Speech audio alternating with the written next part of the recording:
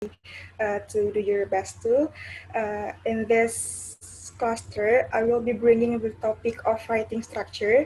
So I think it is not effective if I use 100% English karena mungkin kalau misalnya 100% bahasa Inggris nantinya di aku ada yang susah penyampaiannya atau di kalian yang agak sulit juga untuk nangkepnya karena kan writing structure ini teoritis gitu ya. Jadi takutnya kalau 100% bahasa Inggris ada yang nggak tersampaikan dengan bahasa Inggris gitu. So I'm trying to mix the language between bahasa sama Inggris. But if you wanna practice your English, it is just feel free for you guys. You can ask me or you can use English whenever you wanna talk or you wanna ask something or maybe you wanna give opinion or argumentation and whatsoever. Just feel free to do that. Sekarang kayaknya langsung aja.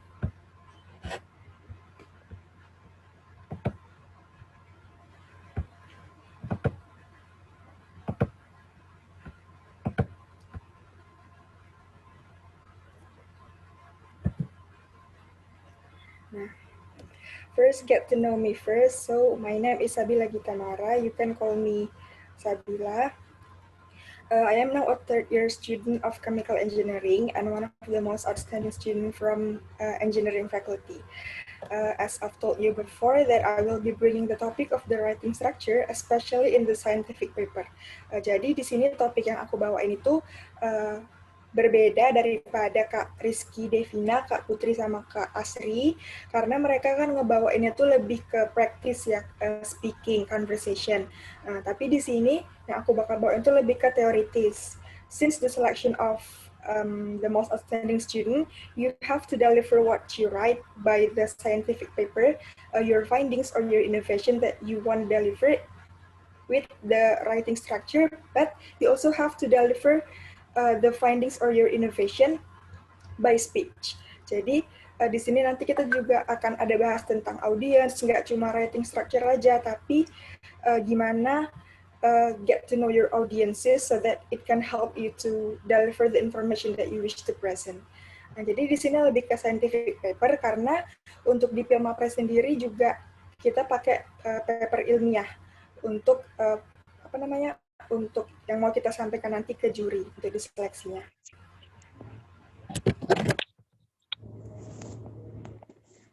So what is structure? So structure is the order of ideas. The progression of your writing should feel smooth with similar points linked together.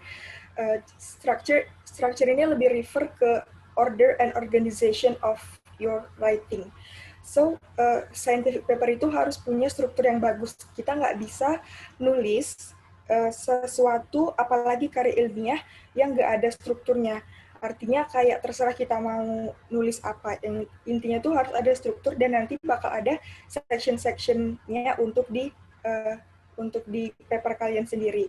Nah, the progression of your writing should feel smooth with similar points linked together. Jadi misalnya gini, whenever you want to begin to write your paper, you have to make the list of the points that you want to deliver, that you wish to present. Misalnya, poin-poin apa yang mau kalian tuliskan di paper kalian, terus nanti kalian bisa develop that points by the references that you get gitu. Jadi poin-poinnya yang kalian udah tulis tuh, misalnya kalian udah list poin 1, poin 2, poin 3 yang mau kalian tulis, nanti itu kalian bisa kembangkan dengan bahasa kalian sendiri, tapi berdasarkan fakta ataupun data yang kalian dapat dari literatur atau dari referensi. Nanti kita juga akan bahas mengenai referensi itu kayak gimana sebaiknya. Nah, di sini maksudnya should feel smooth with similar points linked together. Itu maksudnya there is no far gap between each point. Maksudnya gini, misal nih kita ngebuat satu kurva gitu kan. Kan kalau kurva atau garis itu kan dihubungkan sama titik-titik, nah ataupun poin-poin. Anggaplah titiknya itu poin-poin. Ketika kalian nge-link semua titik itu atau poinnya itu, ada orang yang menghubungkannya tuh kayak jadinya patah-patah gitu, gini. Tapi ada orang yang mungkin dia kayak ngebentuk kurva gitu. Nah, itu sama-sama they're just doing the same thing with linking the points together, but satu mereka smooth menghubungkannya, satu lagi enggak. Yang smooth itu maksudnya dia nggak ada gap yang terlalu jauh antara poin per poin. For example, if you want to deliver the A point, you have to begin with A and then B. Jangan langsung loncat dari A ke misalnya ke S atau ke M gitu. Jadi itu yang namanya smooth. Artinya kayak nggak ada jarak yang terlalu timpang atau terlalu jauh gitu antara poinnya supaya nggak membingungkan juga argumennya. Jadi you have to bring your own paper and your own argumentation in the scientific paper dengan smooth gitu. Nah, untuk di overview-nya sendiri nih, aku juga mau kasih disclaimer that what I got you here is not to learn about the grammar structure. Nah, karena kan di sini writing structure ya, mungkin kalau structure itu lebih ke grammar. Tapi sebenarnya yang mau aku try to deliver with you guys is not all about grammar. Kalau misalnya grammar, kita mulai dari awal, rasanya tuh terlalu nggak sempat gitu ya waktunya untuk memulai belajar grammar dari awal.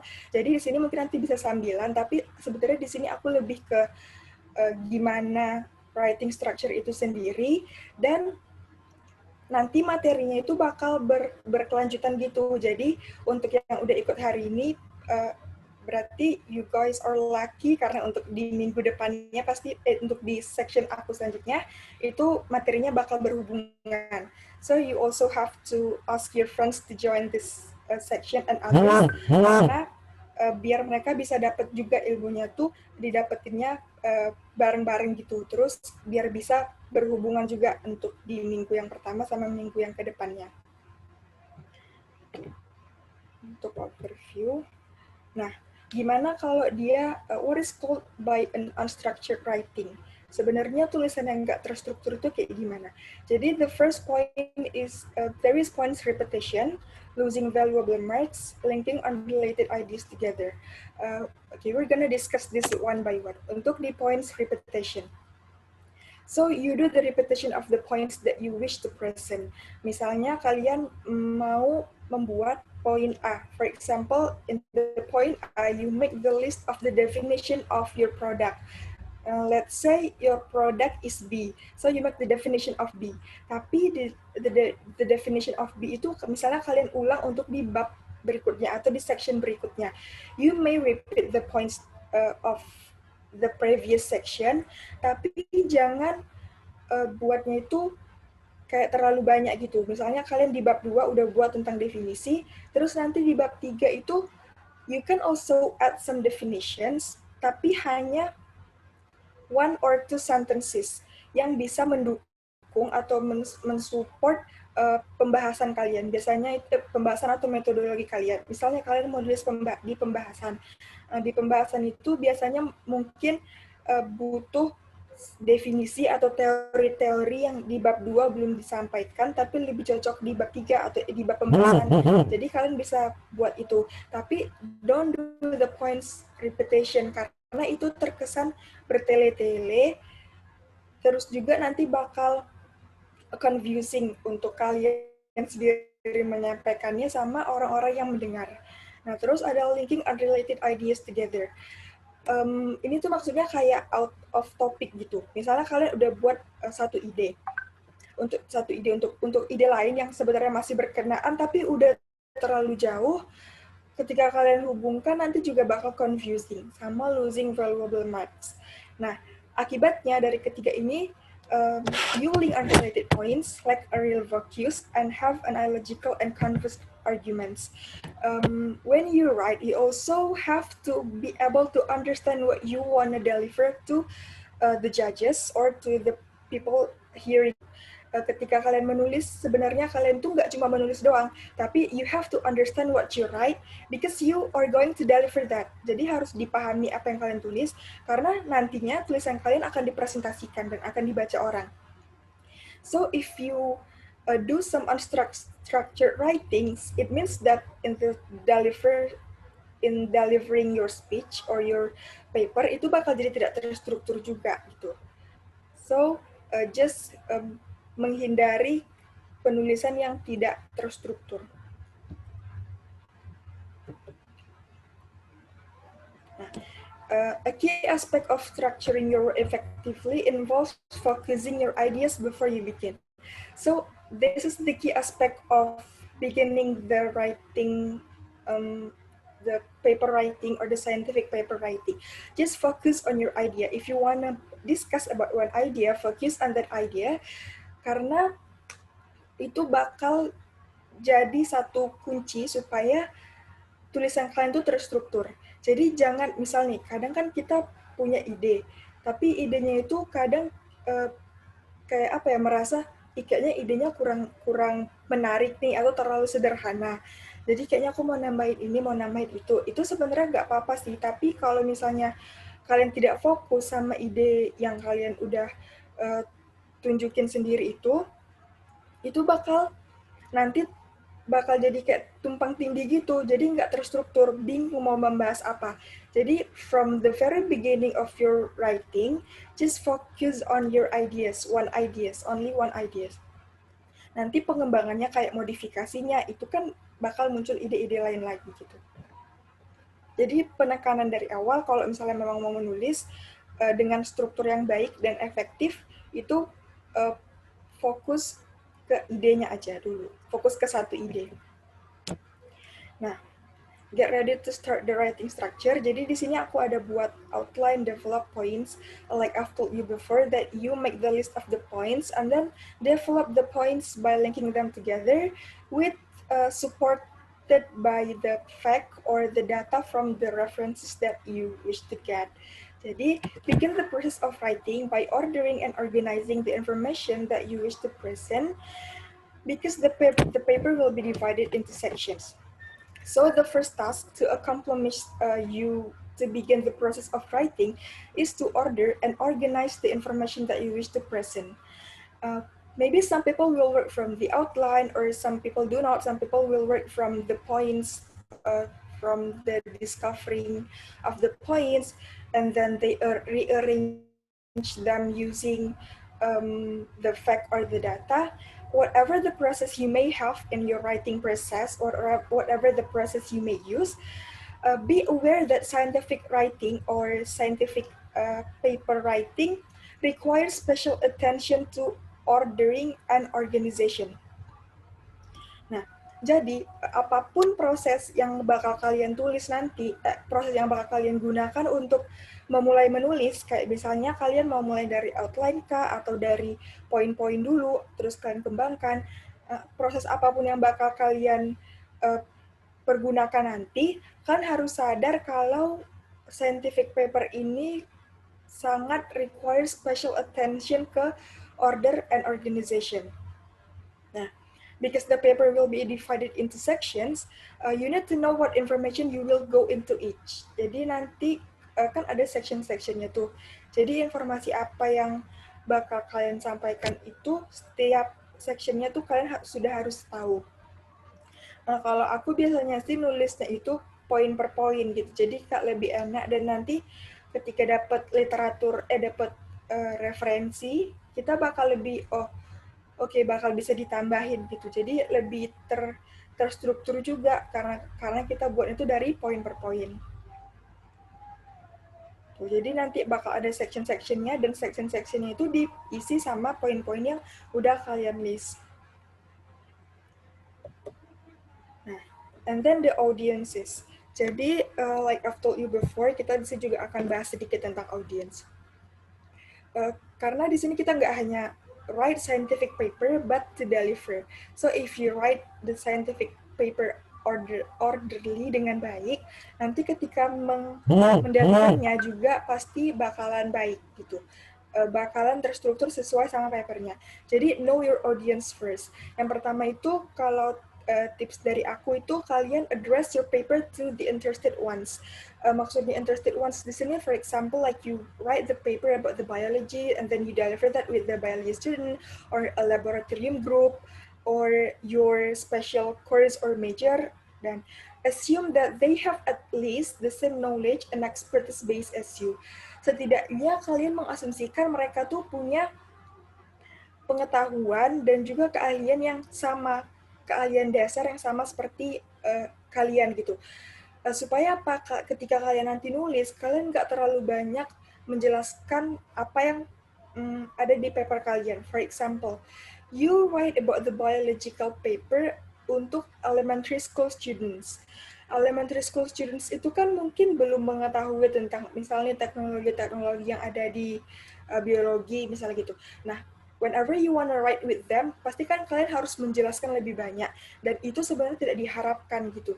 Jadi menjelaskan itu seadanya aja, makanya itu kita harus assume that the audiences or the readers of our paper have at least the same knowledge base as the writers. We'll be reading your paper. You have to know that. You have to know that first before you deliver the scientific paper that you've made. Knowing audiences helps you to decide what information to include. Nah, jadi kalian tuh harus ketahui dulu audiens kalian supaya kalian bisa memutuskan informasi-informasi apa aja yang bakal kalian masukkan ke dalam paper kalian. Gitu. It helps a lot to know the audience and to decide what information to include. Do not write your paper specifically for certain people. Certain people di sini maksudnya itu misal for example, you have your own mentor in writing or you have your own instructor in writing. Nah, jangan menulisnya itu hanya specially for mentor ataupun instruktur kalian saja, because the ones who will be reading your papers akan sangat banyak nanti ke depannya.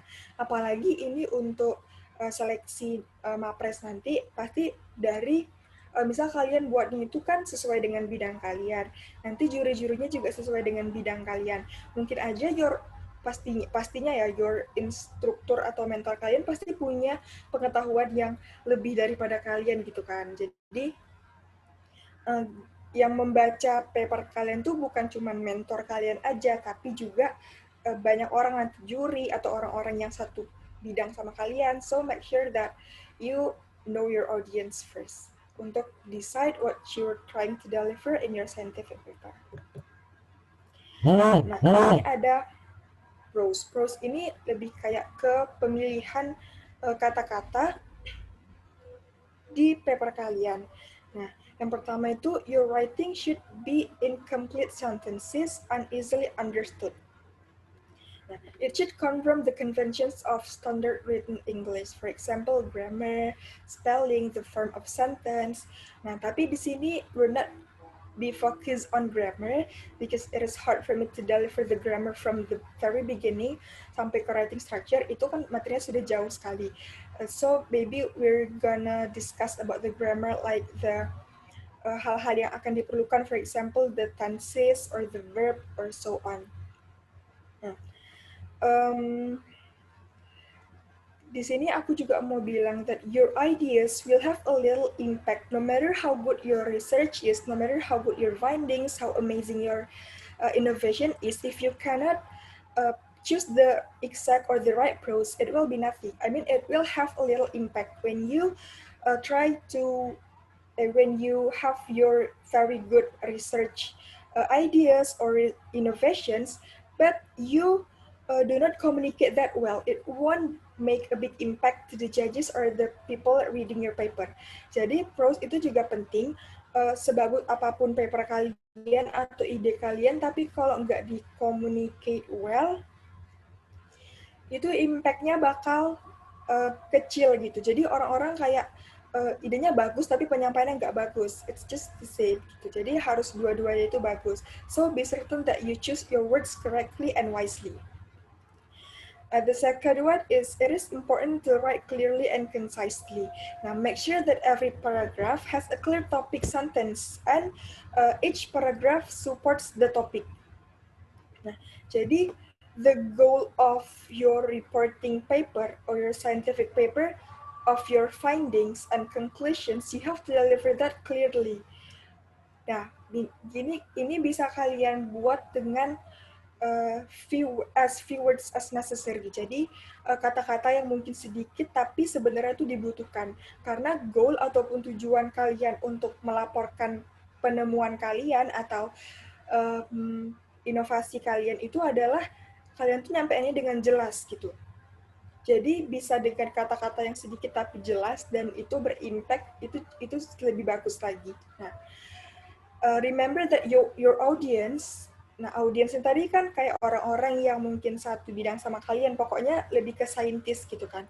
Your audience will not like flowery prose gitu. Jadi mereka nggak suka kata-kata ataupun um, tulisan yang mungkin bertele-tele karena it's not about kayak misalnya puisi gitu kan. Jadi usahakan jangan bertele-tele dan jangan repeat the same points.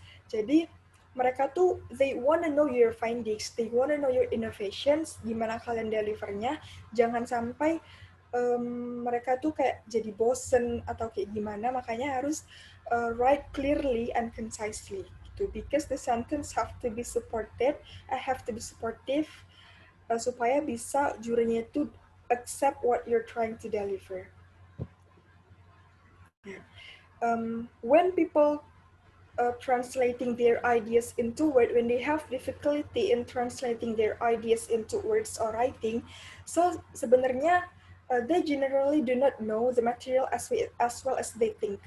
Jadi sebenarnya mungkin orang-orang yang punya kesulitan dalam mentranslatekan, menuangkan ide mereka dalam tulisan atau dalam kata-kata itu sebenarnya pada umumnya itu mereka nggak tahu sebenarnya bahan apa yang mereka pikirkan gitu. Jadi as well as you have your own idea, seharusnya kalian udah bisa tuh langsung kasih apa-apa aja yang mau kalian tulis di writing. So don't be difficult on that, don't be so hard on yourself. Just write clearly and concisely. Nah, ketika kalian udah milih tuh prose yang baik, you can communicate well, you research well, terus ada exact sentence form, grammar, and spelling, dan nanti bakal yang kalian omongkan itu bakal lebih terstruktur ketika kalian pilih prose yang baik. The next is the style consideration. We have di sini ada clear and concise, abbreviation, past tense, precise word use, terus ada references and active verbs. Kita bakal bahas satu-satu di sini.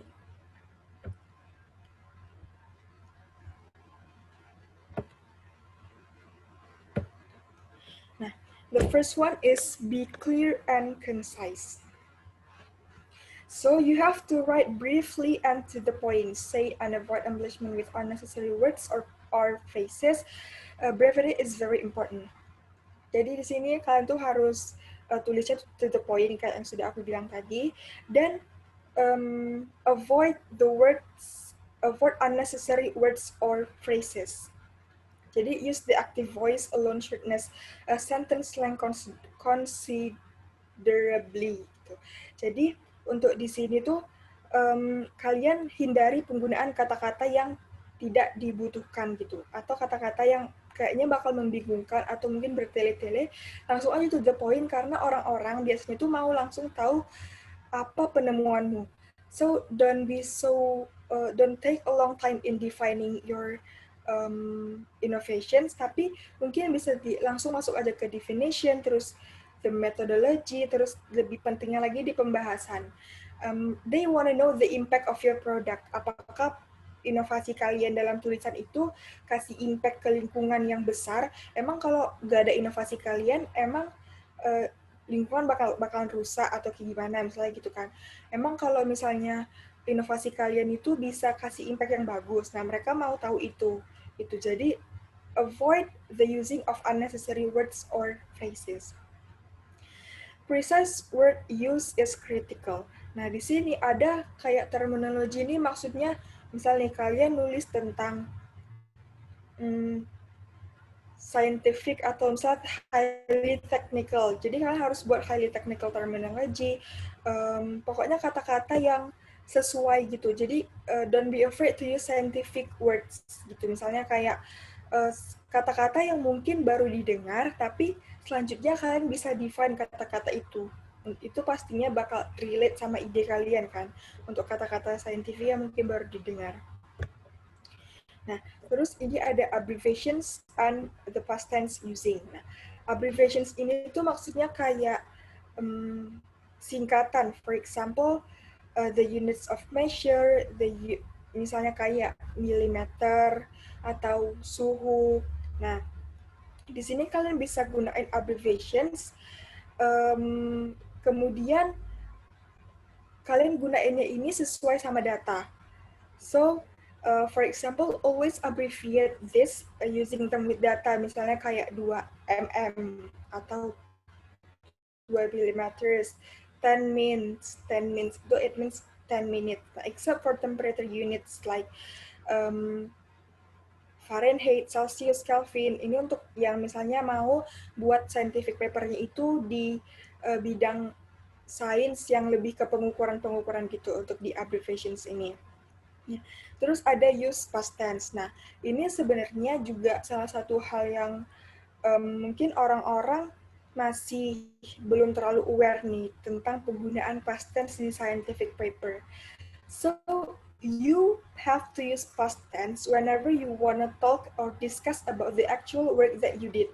Jadi sebenarnya past tense ini tuh digunain kalau kalian mau mau menulis paper kalian, tapi berdasarkan yang udah kalian lakukan gitu, the work that you did, the actual work that you did. Biasanya nih, for example, you first go with the research, baru kalian papernya. Nah, untuk di research-nya kalian kan pasti melakukan banyak sekali eksekusi gitu, dari metodologinya, eksekusi penelitiannya. Nah, itu kan pasti pakai past tense, itu pasti udah lampau kan yang kalian gunakan. Nah, itu seharusnya pakai past tense, kecuali untuk di methodology. Methodology misalnya kayak harus pakai active verbs. Nah, active verbs itu kayak verb one itu nggak pakai past tense, tapi if you wanna discuss about the actual work that you did before in the previous time, itu wajib gunakan past tense, including the introductions. So, kenapa kita harus gunakan past tense? Karena research or scientific paper reflect work that has been completed. Jadi kan itu ketika kalian nulis paper, itu kan pasti udah selesai gitu penelitian ataupun research yang kalian lakukan. Therefore, you have to use the past tense throughout your paper gitu. Jadi khusus untuk pekerjaan yang memang kalian lakukan, misalnya kayak kecuali kalau misalnya data-data, misalnya you take the data from the BPS or some institutions from Indonesia yang datanya itu misalnya dari tahun segini sampai tahun segini, dan itu nggak bisa gunakan past tense karena itu berbentuk data atau berbentuk satu hal yang sebenarnya masih bisa diteliti gitu karena ada rentang waktunya. Nah, the next is references and active verbs. Nah, di sini. The usual practice is to summarize the finding or other information in your own words and then cite the source. Jadi, referensi ini lebih ke source ataupun citasi yang kalian gunakan. Nah, references to the research findings of others ini adalah integral component of any research paper. Nah, biasanya untuk di referensi ini itu kalian harus buat summary antara penemuan kalian sama citasi orang atau penelitian orang sebelumnya. Kalian nggak boleh langsung menjiplak, even if it is just one sentence, langsung menjiplak dari literatur, langsung copy paste ke literatur, meskipun kalian sertakan site-nya atau meskipun kalian footnote-nya, itu kan ada tuh biasanya footnote-nya. Nah, meskipun seperti itu nggak boleh karena it will be indicated as plagiarism. Kalau misalnya kalian pernah coba untuk mengcopy paste banyak paper, maksudnya cuma kayak misalnya saya satu kalimat atau dua kalimat aja, ketika kalian cek di plagiarism checkers atau misalnya di Turnitin atau di checkers lainnya, itu plagiarismnya bakal sangat besar sekali. Karena meskipun kalian sertakan citasinya atau footnote-nya, tapi kata-katanya itu sama persis seperti yang kalian ambil di paper, apalagi papernya itu udah publish di internet, itu plagiarismnya akan sangat besar dan itu harus dihindari. Jadi gimana untuk menghindari plagiarism itu adalah summarize the findings of or other information in your own words. Jadi kalian misalnya kalian ambil satu literatur, Tapi kalian ubah kalimatnya tanpa mengubah kata-katanya. Change the sentences without changing the meaning. Misalnya nih, kalian buat definisi A merupakan sesuatu yang bla bla bla dengan fungsi yang bla bla bla. Kalian bisa ubah nih, misalnya jadi dengan fungsi bla bla bla dan dengan prinsip yang seperti ini, produk ini bakal jadi ini gitu. Jadi artinya itu tetap sama, tapi kata-katanya itu beda. Kalian harus rearrange the sentence that you get from the site or the references that you take. Harus diubah gitu kata-katanya, tapi artinya tetap sama supaya menghindari plagiarisme. Terus untuk the references sendiri, ini ada bisa kalian jurnal. Nah, biasanya untuk scientific paper di the selection of the most outstanding student itu, biasanya pakai jurnal internasional atau nasional juga boleh, tapi yang 5 tahun terakhir. Atau pakai buku yang memang suportif kayak, tapi beda kalau misalnya kalian mau ambil referensi tentang hukum nih. Misalnya kalian buat paper tentang hukum. Hukum itu kan berubah ya, nggak bisa buku-buku yang lama kalian gunakan untuk gunain sebagai referensi untuk dihukum gitu. Jadi kalian juga harus tahu referensi apa yang mau kalian ambil gitu. Kalau misalnya buku itu boleh, tapi buku yang memang suportif dan lebih bagus tuh jurnal kayak jurnal internasional atau jurnal nasional yang 5 tahun terakhir. Biasanya itu dia 5 tahun terakhir dan juga sangat dihindari literatur ataupun referensi dari blog atau apalagi dari blog pribadi. Mungkin kalau dari website resmi kayak website Institutions of Indonesia atau the Ministry of Indonesia itu bisa, tapi kalau blog pribadi no, jangan sampai kalian buat blog pribadi untuk scientific paper apalagi di pemilihan MAPRES ini. Nah, terus ada active verbs. So, kalau misalnya kalian gunain ataupun nulis papernya itu dengan pasif, itu that literally and almost results in more words than necessary to say the same thing. Jadi sebisa mungkin usahakan active verbs apalagi di metodologi gitu. Sebenarnya ini juga opsional, terserah sih segimana bagusnya kalian untuk nulis metodologi, tapi biasanya kalau yang pasif itu rasanya tidak terlalu efektif untuk dibaca gitu. Jadi kalau bisa gunakan active verb supaya ketika kalian deliver juga kan itu menggunakan active verbs lebih enak lagi gitu untuk delivernya. Nah,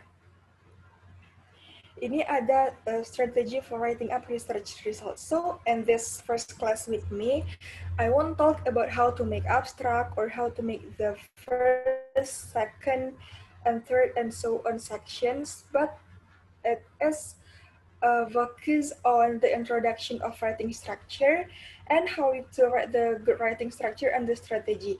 Jadi untuk di kelas pertama ini, kita nggak langsung mulai dengan cara pembuatan abstrak atau langsung eksekusi, tapi mulai dari awalnya dulu gitu, kayak dari strateginya, dari apa aja yang harus diperhatikan dalam kepenulisan. So, I overview some strategy of writing up your findings or research results. Sini ada balanced review of the primary research literature.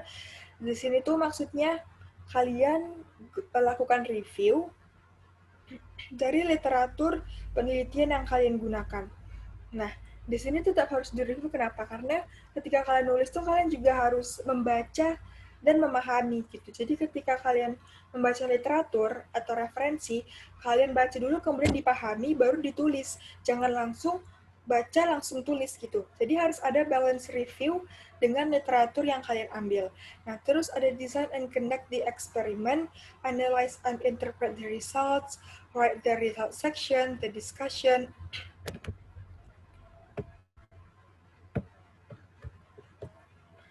abstract and titles. Terus di sini ada juga self-revise your paper, peer review, and prepare the final draft. Nah, yang pertama itu ada balance review of the primary research literature. Nah, so here you have to make a balance review that to the literature that is relevant to your study questions prior, to design and carry your experiments, the experiments of yours. Jadi, this review of paper will help you to learn what is known about the topic you are investigating, or what the topic you are discussing, and let you know avoid unnecessarily repeating work done by others gitu. Jadi untuk ketika kalian udah mereview paper orang atau literatur orang dan kalian mau mau menuangkannya di paper kalian atau menggunakannya sebagai referensi, itu bakal avoid kalian untuk menulis sesuatu yang udah orang lain tulis gitu. That's why I told you untuk di plagiarisme tadi gitu. Jadi di plagiarisme tadi benar-benar di avoid karena plagiarisme juga sebenarnya gak diperbolehkan ya. I mean orang udah buat their own paper by their own research, terus kita tinggal plagiatkan atau tinggal copy paste. That's not good for us to do that. So, a balanced review of your research literature could also increase your understanding in your paper. Jadi, hal-hal yang mungkin di luar paper kalian, tapi kalian dapetin di literatur orang, itu bisa support your delivering process juga nanti di seleksi Pilmapres gitu.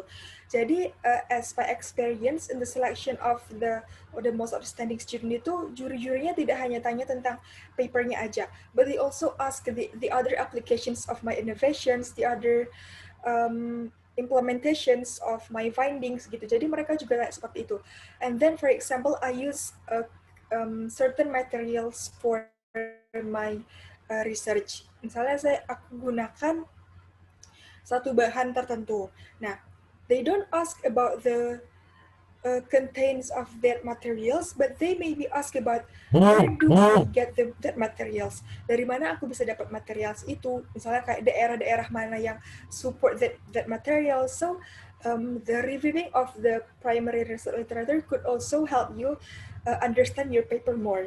Karena kan itu ide kalian, jadi kalian harus benar-benar paham tentang ide itu di luar dari paper kalian.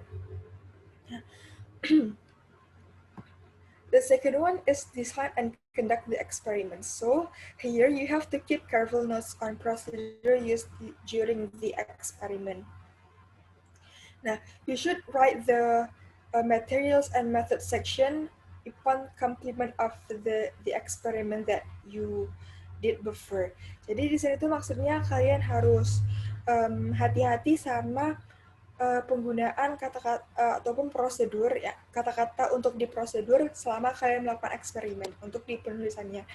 Nah, terus the third one is to analyze and interpret the results. Nah, ini maksudnya tuh kalian harus menganalisa hasil yang kalian dapatkan dari penelitian kalian. So, once the data are collected, whenever you have finished your experiment or your research, and when the data are collected, you must analyze and interpret the results of the experiment. Nah, analisis ini tuh maksudnya apa aja? Nah, ini tuh include kayak summaries, terus statistical test to verify your conclusions.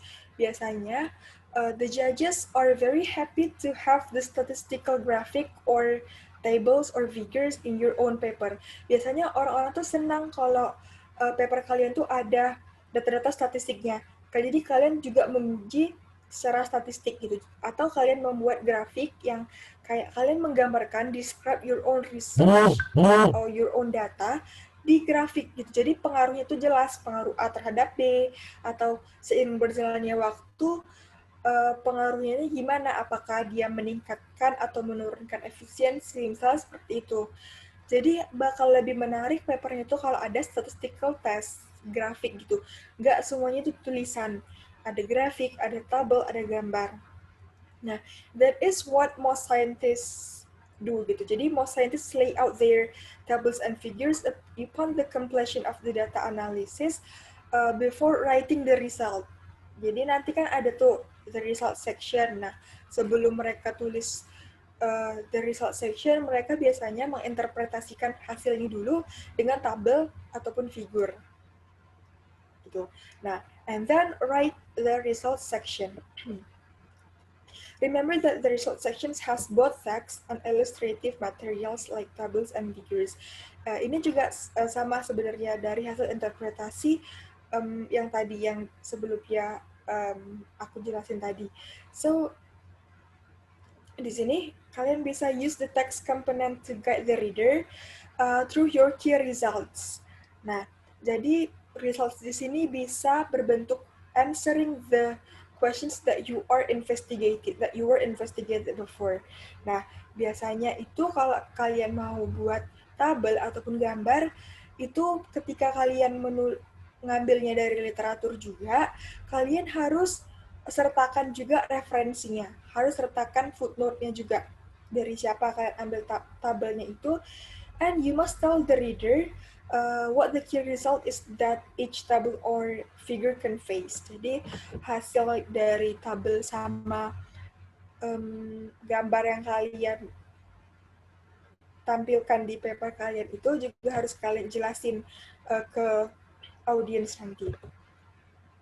Nah, and then write the discussion. Jadi abis result baru discussion. Biasalah ketika kita nulis itu ada result and discussion, right? Nah, the discussion di sini tuh in the discussion section you have to discuss how your results modify and fit in with what you previously understood about the problem.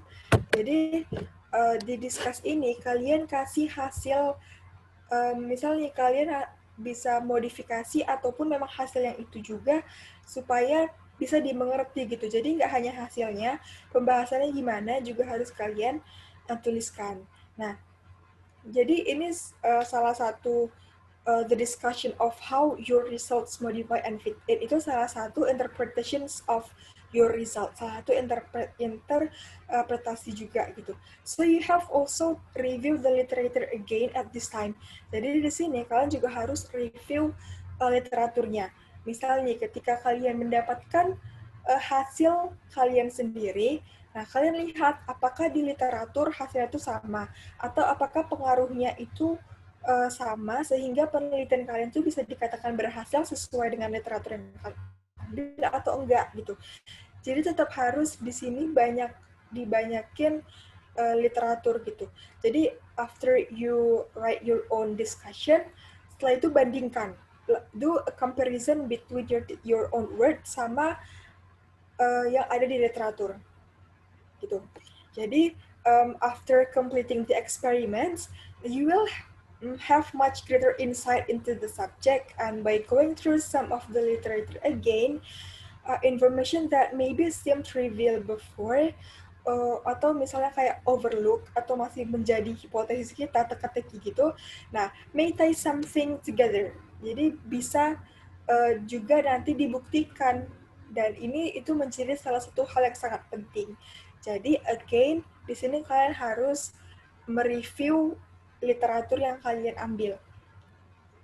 And be sure to cite the works that you refer to. Nah, ini juga harus. Jadi, whenever you pick up some words from one literature, pastikan kalian menulis footnote-nya atau dari mana kalian mengambil kata-kata itu. Itu salah satu hal yang wajib, karena itu juga memudahkan kalian di di pembuatan daftar pustaka nanti gitu. Nah, terus ini ada write the abstract and title. Nah, kenapa write the abstract and title itu masuk ke terakhir? Kenapa nggak awal? Abstract itu kan biasanya di awal kan. Nah, sebenarnya for me personally untuk menulis abstrak itu the abstract writing is always the last section written.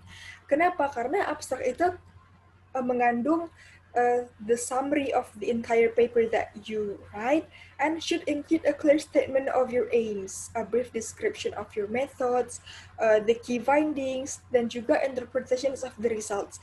Jadi kita nggak akan bisa nulis abstrak tanpa melakukan penelitian, karena abstrak itu summary semuanya dari your aim of your research, terus dari bahan, even bahan sama metodologi yang kalian gunakan harus ada juga di abstrak. terus hasilnya, pembahasannya, dan implementasi ke depannya itu gimana, dan harus ada keywords-nya. Maka dari itu, untuk abstrak itu, tulisnya terakhir setelah kalian dapat hasil, baru kalian bisa tulis abstrak. Nah, untuk title, sebenarnya title ini di awal juga bisa, karena kalian kan juga udah tahu kalian mau nulis apa, menggunakan apa. Nggak mesti menunggu hasil untuk membuat judul. Tapi bisa aja seiring kalian menulis paper, bisa aja judul itu nanti berubah gitu. Maybe you wanna make the more interesting title for your paper, itu juga bisa. Jadi ini kalau untuk judul terserah, tapi kalau untuk abstrak, biasanya ditulisnya itu di akhir-akhir. Ya. And then self-revise your paper. Nah, ini salah satu hal yang penting, tapi mungkin orang-orang nggak terlalu aware tentang ini, tentang self-revise. Self-revise ini maksudnya paper kalian revisi dulu sendiri dari diri kalian.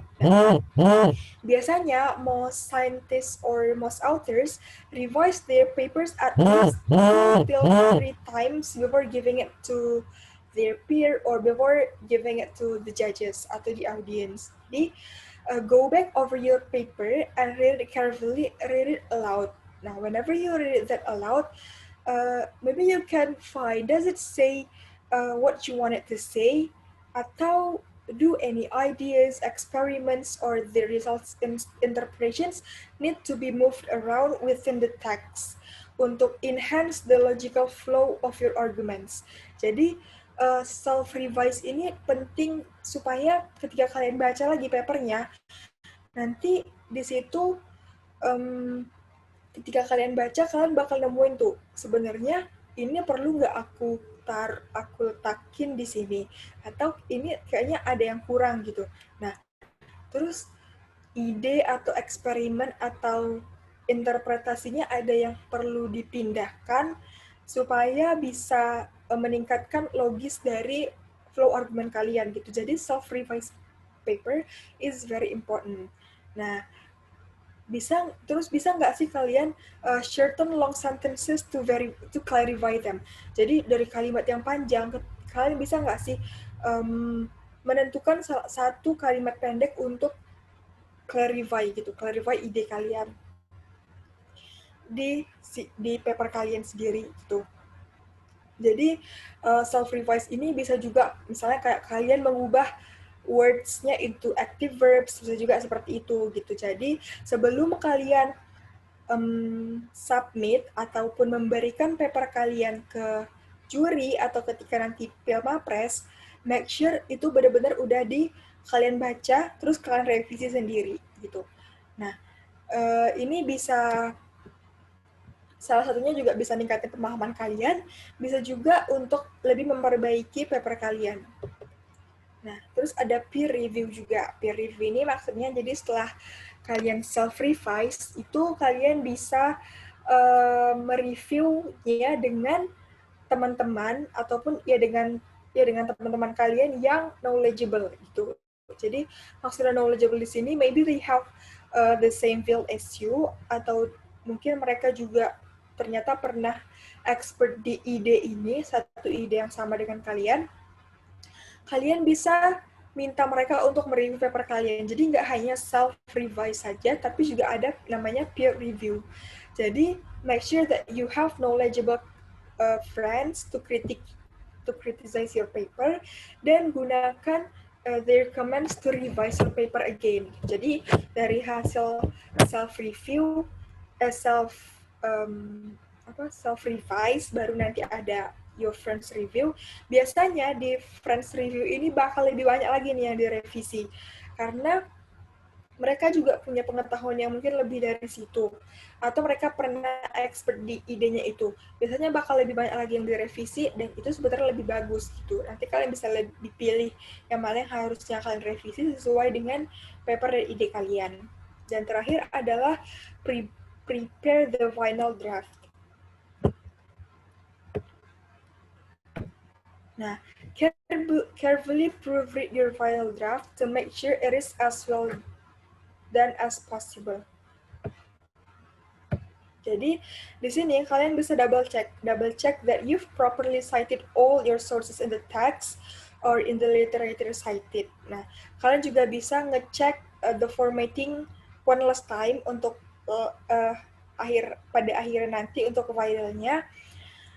Dan nanti uh, kalian di sini tuh bisa lihat nih, misalnya ada salah satu sitasi atau salah satu literatur yang mungkin kalian kelupaan letakinnya, kelupaan kayak untuk di sudut-sudut atau di footnote-nya kalian lupa. Nah, di preparation of the final draft sini nanti mungkin bisa ketahuan. So make sure you read that aloud your paper, terus juga self revise, terus peer review or friends review, dan terakhir adalah preparing your final draft. Nah, di sini kalau untuk the first section ini, this is what all I can tell you guys. Maybe in the next session we will learn about the structure, the format, content, style, tentang scientific paper, journal style atau pokoknya tentang scientific paper. But in the first class, it is just about all introductions dan juga the tips and tricks gitu. So, misalnya kayak ada pertanyaan, boleh.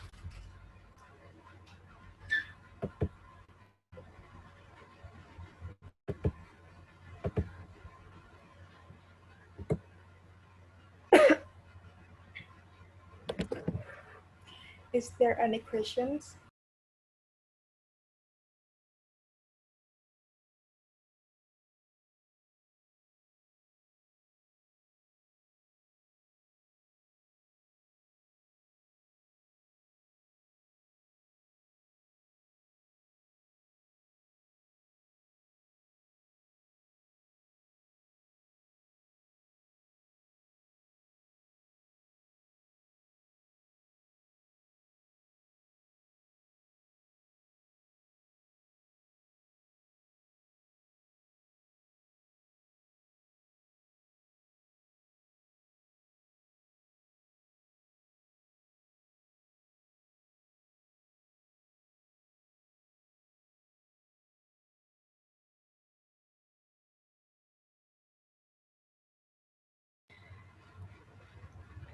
Mungkin ada yang mau ditanyakan, bisa pakai bahasa Indonesia juga gak apa-apa, pakai bahasa Inggris juga lebih bagus kalian praktis. Karena kan di sini tuh aku bawanya tuh lebih teori gitu. Kalau kakak kemarin kan speaking ya, speaking conversation, jadi lebih banyak praktisnya.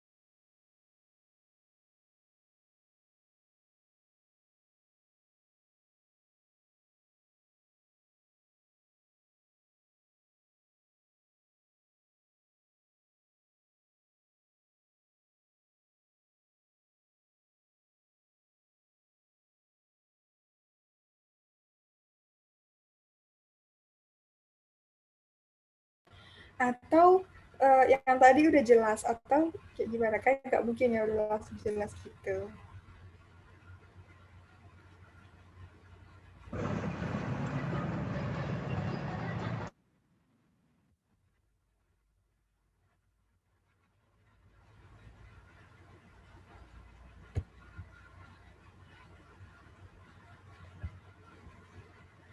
Mungkin dari pesertanya bisa on cam biar kita ecek-eceknya ngomong-ngomong gitu.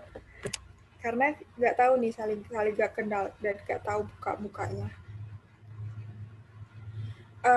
Untuk kakak-kakak yang sebelumnya itu, can anyone please tell me about how they bring their matters, atau mungkin you wanna give your own opinion that you had so much fun with them or something.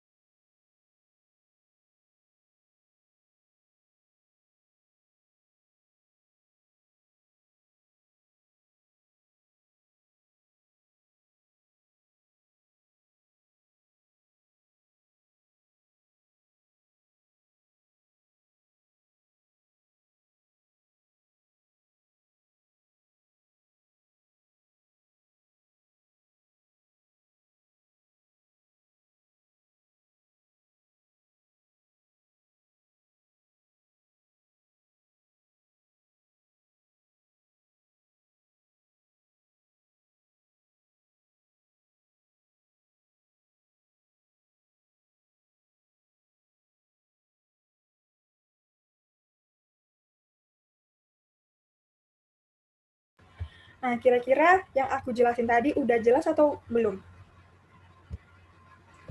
Ada yang bisa ngomong? Ada Justina. Halo Justina, tadi Justina on cam sendiri, yang lainnya enggak. Justina, Iya Kak. nah, yang aku sampaikan tadi udah jelas atau belum? Atau mungkin dari Justina sendiri nih ada yang mau ditanyakan dari writing structure untuk di introduction-nya dulu. Cukup jelas kok Kak. Cukup jelas ya. Justina dari mana nih? Dari fakultas mana Justina? Dari Fakultas Ekonomi Kak, jurusan manajemen. Oh, Stambu? Stambuk 2018 Kak. Oh, berarti kita sama. Aku juga 2018.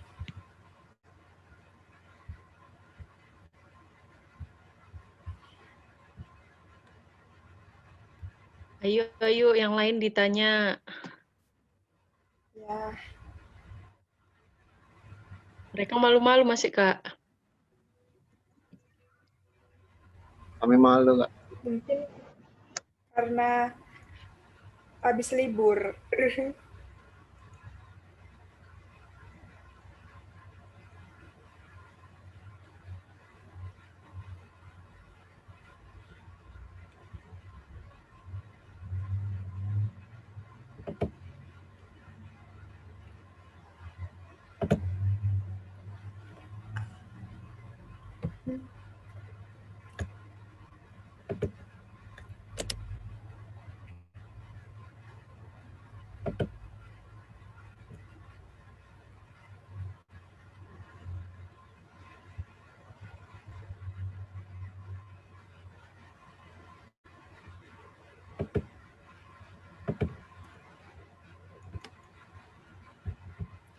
Apri Dayanti ada yang mau ditanya enggak Apri? Kira-kira atau udah jelas?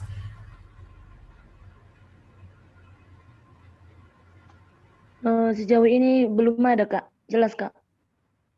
Oke. Dinda, kalau Dinda gimana Dinda? Udah jelas kok.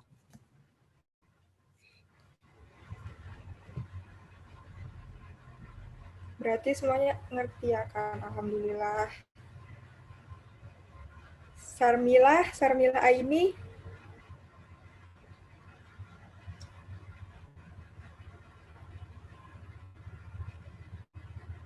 Raisa ya Pani. Kira-kira udah jelas atau belum? Kalau misalnya udah jelas, dibilang aja juga, gak apa-apa.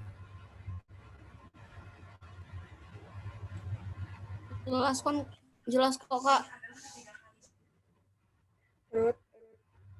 Ruth Magdalena, gimana Ruth? Udah jelas. Yang lainnya gimana? Apa ada yang mau ditanya atau udah jelas? Misalnya udah jelas, mungkin nanti aku bakal kasih kesimpulan juga untuk akhir section hari ini.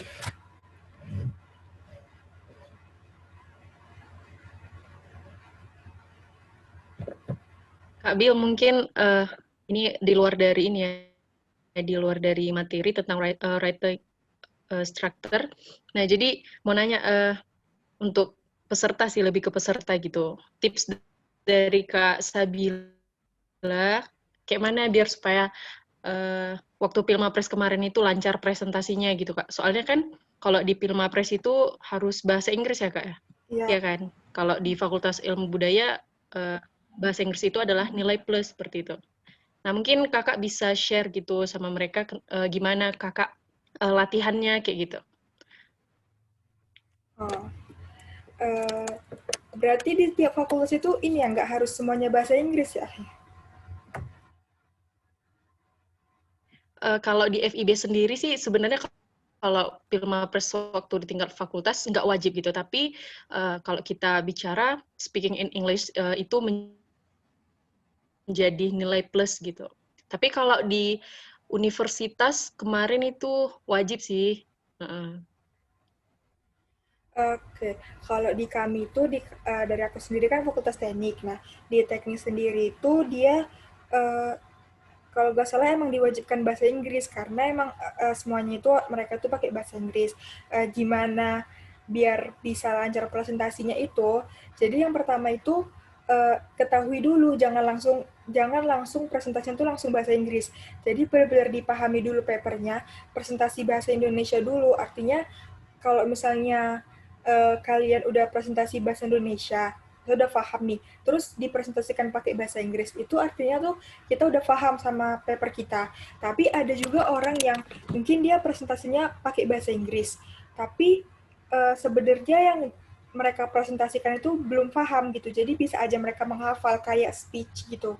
Nah, sebenarnya ini yang dihindari gitu, jadi biar lancar presentasinya, yang harus pertama kali dilakukan adalah kenali ide kalian sendiri sama kenali papernya. Nah, papernya itu kan kita yang nulis ya. Jadi ketika di presentasi itu dia lebih dibanyakin tuh kayak data-data gitu, data-data yang mendukung.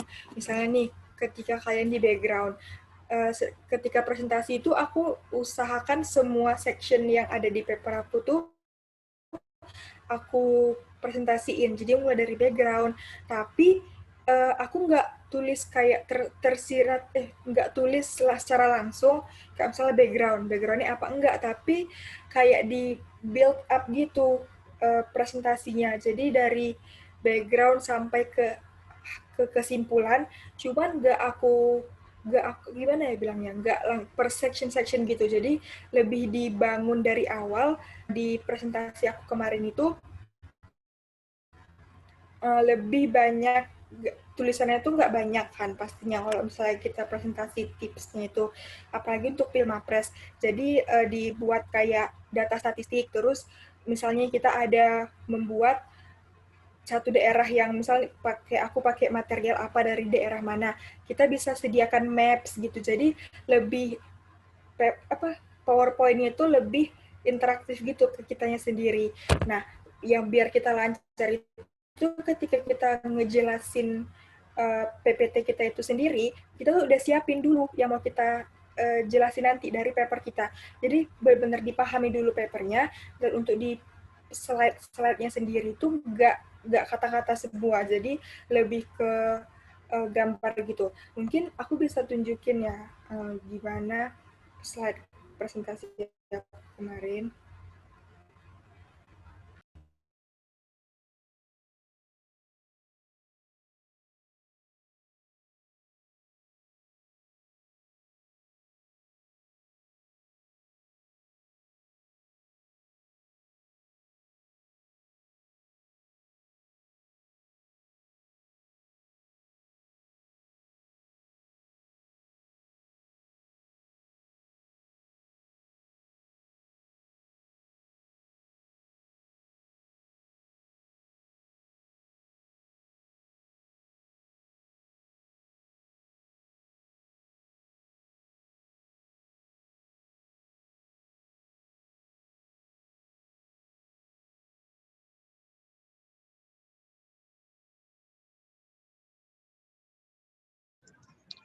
Masih mute.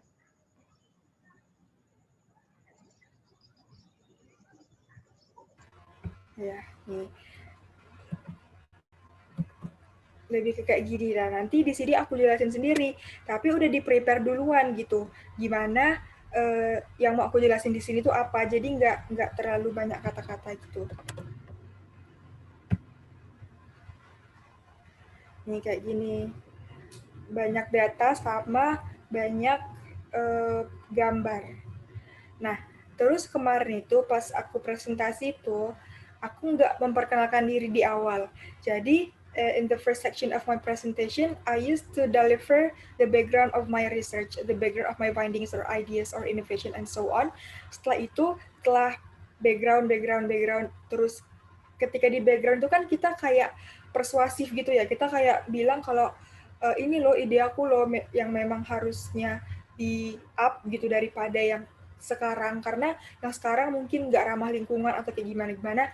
Maka dari itu baru setelah itu aku sebutin namaku. Jadi nggak dari awal my name is Sabila Gitamara, I want to deliver my speech tentang ini, tapi benar-benar di awal tuh pemikiran si judges-nya itu dibangun untuk gimana caranya mereka mengerti keadaan yang sekarang yang harusnya itu diganti gitu sama inovasi kita.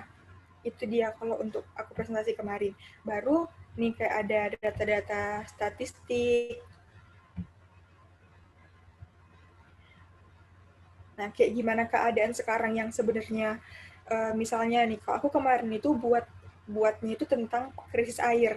Jadi tentang pengendalian tentang mengatasi krisis air itu kan masuk ke SDGs kan, SDGs nomor 6. Nah, emangnya gimana kalau pengolahan air yang sekarang ternyata masih banyak yang misal nih masih banyak pakai zat-zat anorganik yang nggak ramah lingkungan. Kalau misalnya kayak kita konsumsi juga agak bagus karena banyak logam-logamnya. Nah, selanjutnya aku buat inovasinya apa? Aku inovasinya tuh ganti sama organik. Nah, di sini baru aku menjelaskan tentang ide aku dan juga memperkenalkan diri. Jadi dari awal itu build up the mindset of the judges sama the audience untuk mereka biar kenal dulu gitu keadaan sekarang gimana sama kalau dibandingin sama inovasi yang kita buat gimana. Nah, setelah itu baru bakal lebih enak gitu ngejelasinnya. So, di sini aku Sabila Gitamara akan membuat satu solusi. Nah, nanti bakal jadi seperti itu. Jadi kemarin tuh aku nggak memperkenalkan diri dulu di awal. Nah, untuk di sini baru kayak metodologi. Ini yang tadi aku bilang aku nggak spesifik menjelaskannya kayak the background of my research is nggak kayak gitu. Jadi lebih ke interaktif aja. As we know that Indonesia sekarang begini-gini gitu. Nah, ini untuk metodologinya. Mungkin untuk di metodologi bisa bisa lebih banyak kayak lebih banyak kata-kata gitu atau sebenarnya kalau pakai gambar juga boleh. Nah, di sini sih karena kemarin juga belum terlalu hafal metodologinya, jadi aku buat banyak di sini. Nah, terus baru offer solusinya, setelah itu dampak dari inovasi kita tuh apa gitu. Ya udah, nah terakhir aku buat kayak quotes gitu, quotes dari aku sendiri tentang topik yang aku bawain. Nah, jadi kan yang aku bawa ini tentang Sustainable Development Goals kan, SDGs 2030 yang sekarang juga lagi marak-maraknya, tentang the sustainability of food juga. Nah, di sini terakhirnya aku kasih quotes gitu. Gitu sih kalau dari aku.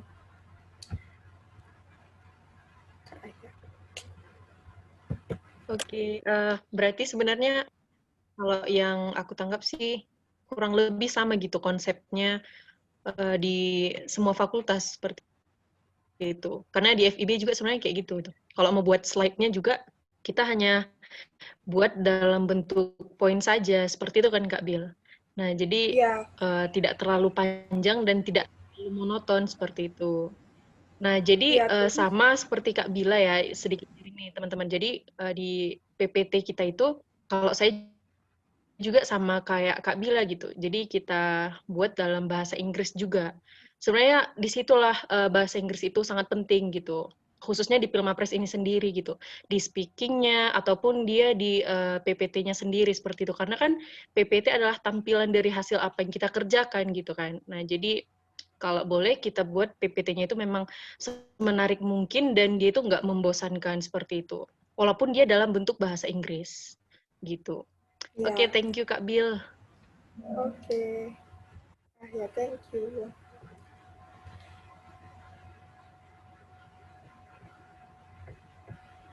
Dan kalau di kami ya, kalau dari Fakultas Teknik sendiri itu memang dia bahasa Inggris, karena tes bahasa Inggris salah satunya itu dari presentasi sama tanya jawab. Tanya jawabnya juga pakai bahasa Inggris, tapi itu nanti tergantung juga sih sama jurinya. Kemarin ada juga jurinya yang gunain bahasa Indonesia. Jadi sebisa mungkin diusahakan untuk presentasinya itu pakai bahasa Inggris, karena papernya juga kan pakai bahasa Inggris gitu.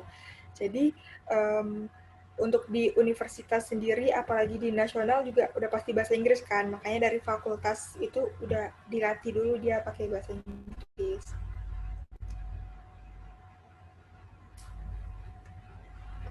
Sebagai tambahan juga nih Kak Bill, jadi waktu kemarin kami tes di Pilmapres ke nasionalnya, nah jadi di situ ternyata juga bukan kita hanya untuk KTI atau presentasi gitu aja gitu. Jadi kita itu ada ujian bahasa Inggrisnya lagi nih teman-teman. Jadi di situ ada ujian pilihan berganda, di mana bahasa Inggrisnya itu berupa logika gitu. Misalkan apabila A adalah mother gitu, B adalah father, terus nanti dikasih satu cerita gitu. Kemudian ditanya berdasarkan cerita itu gitu. Nah, itu waktu ujian Pilmapres ke nasional kemarin. Nah, jadi sebenarnya khusus di Pilmapres ini sendiri sangat penting ya kan Kak Bil, bahasa Inggris itu sendiri baik di writing-nya, di speaking-nya ataupun menuju nanti ke nasionalnya seperti itu, teman-teman. Mungkin mereka masih pada malu bertanya, Kak. Atau mungkin udah pada ngerti semua. Karena udah siang juga mungkin ya. Gitu.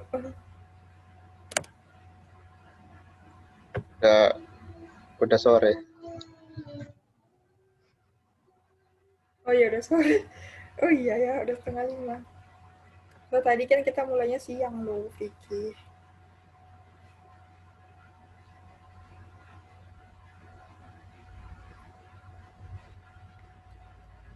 Nah, karena udah 5 menit lagi menuju berakhirnya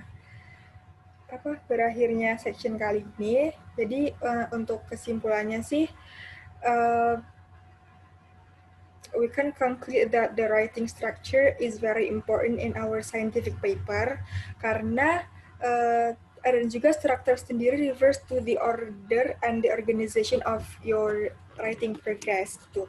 Jadi untuk di struktur menulis ini sendiri benar-benar harus diperhatikan yang kayak tadi aku bilang, dari pemilihan kata, terus pemilihan tenses, karena kan ini pakai bahasa Inggris. Mungkin kalau bahasa Indonesia, tenses ya nggak terlalu dibutuhkan gitu kan, karena nggak kita tunjukkan tuh kalau bahasa Indonesia kemarin ini begini-begini kan nggak kayak gitu. Tapi kalau bahasa Inggris kan emang dia past tense, berarti it shows that we did our work in the previous time gitu. Jadi dari pemilihan katanya sendiri, terus how you order and organize your writing, dan know your audience. Jadi in this writing structure, in the scientific paper, it's not all about writing, but it's also about delivering to the audiences or the judges.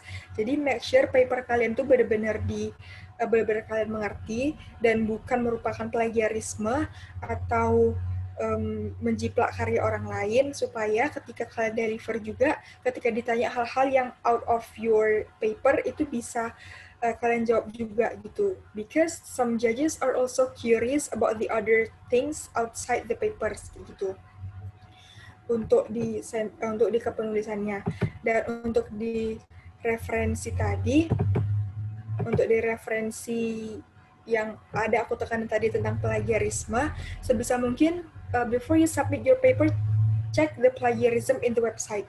Ada tuh plagiarism checkers, itu ada memang dia biasanya tuh kita harus punya akun premium ataupun kita harus jadi anggota gitu untuk di ngecek plagiarismenya, tapi nggak semua kayak gitu. Ada yang dia itu plagiarism checkernya itu dibatasi gitu kata-katanya, kayak misalnya maksimal 1000 kata. Nah, kalian bisa ceknya itu dari maksimal perkatanya gitu, supaya kalian bisa tahu sebenarnya karya kalian ini dibilang plagiat atau enggak. Sebenarnya sih karya kita tuh hasil kita sendiri gitu kan, bukan sebuah plagiarisme. Tapi karena kita ngambil dari karya orang lain, yang kita copy paste langsung, itu bisa mengindikasikan plagiarisme, padahal kita nggak nyontek karya mereka kayak gitu. Jadi make sure kalian benar-benar menghafal, membaca dan memahami, baru kalian tulis ke paper kalian. Itu aja sih untuk dari aku di writing structure. Semuanya bisa open cam biar kita foto bersama.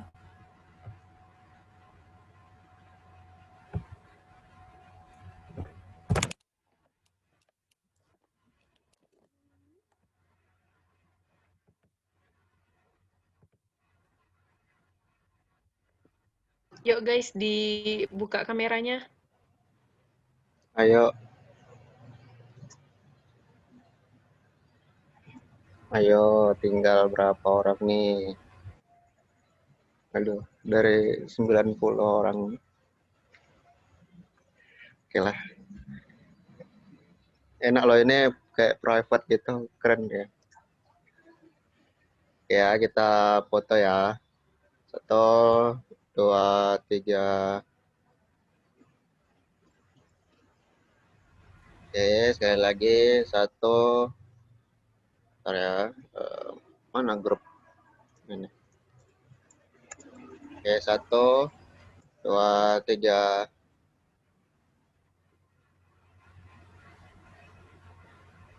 Oke, terima kasih. Thank you for joining, dan forget to join in the next section karena nanti kita bakal insya Allah belajar tentang abstrak dan lain sebagainya. Thank you. I'm Thank you sorry ya if Kak there Bill. are so many mistakes in my delivering. Mohon maaf kalau misalnya masih banyak kekurangan, dan terima kasih semuanya. Assalamualaikum warahmatullahi wabarakatuh, and have a good weekend. Makasih Thank you. Kak. Thank you Kak. Iya. You're welcome. GWS, Kak.